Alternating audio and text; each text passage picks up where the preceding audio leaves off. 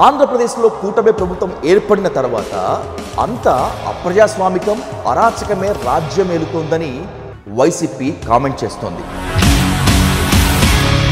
151 సీట్లతో సునామీ సృష్టించినటువంటి వైసీపీ 2024 సార్వత్రిక ఎన్నికల్లో 11 సీట్లకి ఘోర పరాభవం, ఘోర పరాజయం.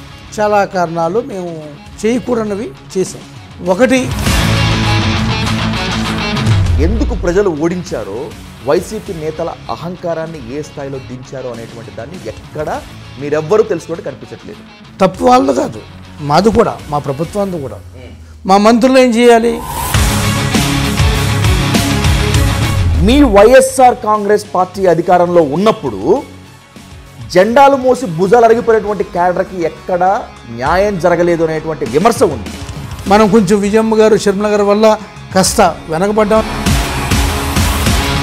ప్రజలకు కూర్చోబెట్టి డబ్బులు ఇచ్చేస్తే సరిపోతుంది, డబ్బులు ఇచ్చేస్తే చాలు ఓట్లు వచ్చేస్తాయి అని అనుకున్నారా మీరు? మీకు తెలియని విషయం ఏంటంటే మేము వెల్ఫేర్ కన్నా డెవలప్మెంట్ ఎక్కువ చేసాం. ఏది గుంతల రోడ్లు, ఏ కంపెనీలు రాకపోవటము, రాజధాని నిర్మాణం లేకపోవటం. ప్రతిపక్ష పార్టీలు విమర్శించే విధంగా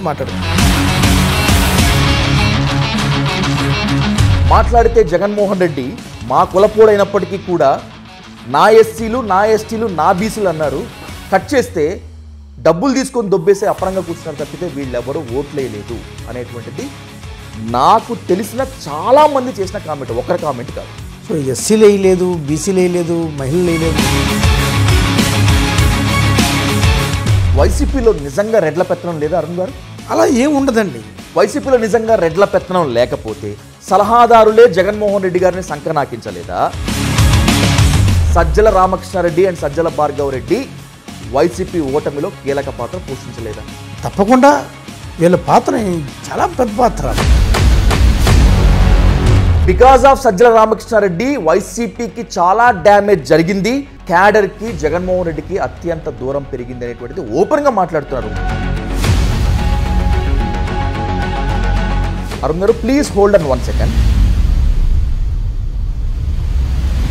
ప్రజల కన్నా ముందు వైసీపీ ఓడిపోవటానికి కారణం ఐపాక్. ఏం చేద్దాం అనుకున్నాడు అసలు మీ సీఎం ఐపాక్ ద్వారా?